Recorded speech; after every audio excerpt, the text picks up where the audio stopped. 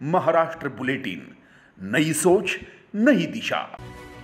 गृह राज्य मंत्री योगेश कदम ने पुलिस आयुक्तालय की आने वाली समस्याओं को समझने और उनका समाधान खोजने के उद्देश्य से मंगलवार को नासिक शहर का दौरा किया। उन्होंने दोपहर में सरकारी विश्राम गृह में पत्रकारों से बातचीत की। इस अवसर पर उन्होंने कहा कि नासिक और पुणे शहर के यातायात बढ़ रही है।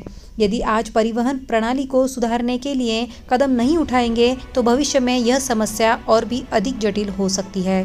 गृह राज्य मंत्री योगेश कदम ने बताया कि नासिक की यातायात विभाग के लिए निश्चित रूप से एक अलग संयुक्त पुलिस आयुक्त की आवश्यकता है और ये जल्द ही पूरी हो जाएगी।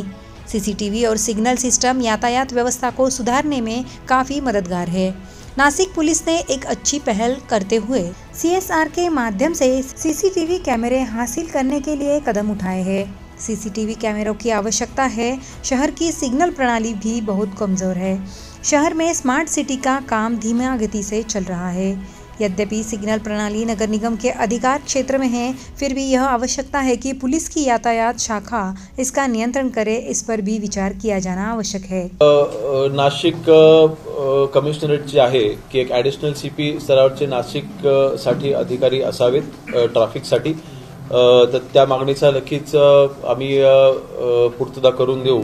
आणि पुणे शहर असेल, नाशिक शहर असेल, मगाशी म्हटल्याप्रमाणे ही औद्योगिक दृष्ट्या तर वाढतच आहे, परंतु एक फायनान्शियल कॅपिटल म्हणून आजपर्यंत फक्त आपण मुंबईकडे पाहत होतो, परंतु नक्कीच ह्याच्यामध्ये आता नाशिक आणि पुण्यासारख्या शहरांचे देखील आता हातभार वाढतोय, इन्व्हॉल्वमेंट वाढते आणि म्हणून ट्रॅफिक ही एक भविष्याच्या दृष्टीने अशी एक समस्या आहे ज्याच्यावरती आज आपण काम नाही केलं तर भविष्यात आपल्याला त्रास होऊ शकतो।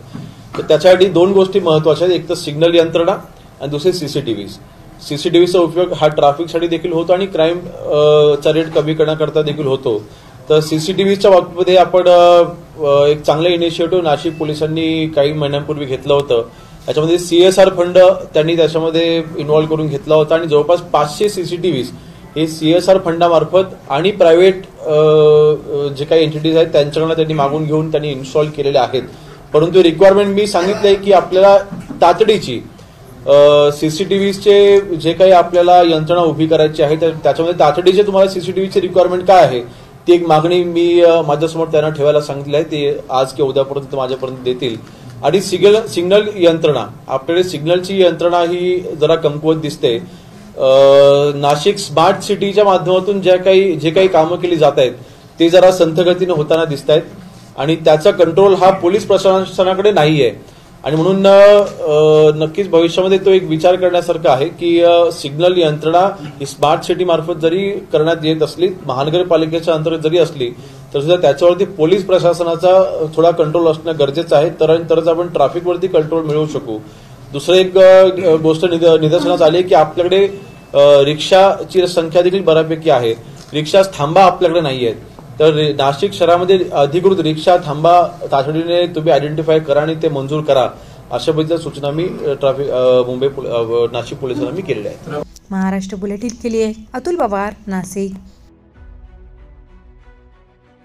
महाराष्ट्र बुलेटिन YouTube चैनल को शेयर करें, सब्सक्राइब करें, बेल आइकॉन पर क्लिक करें।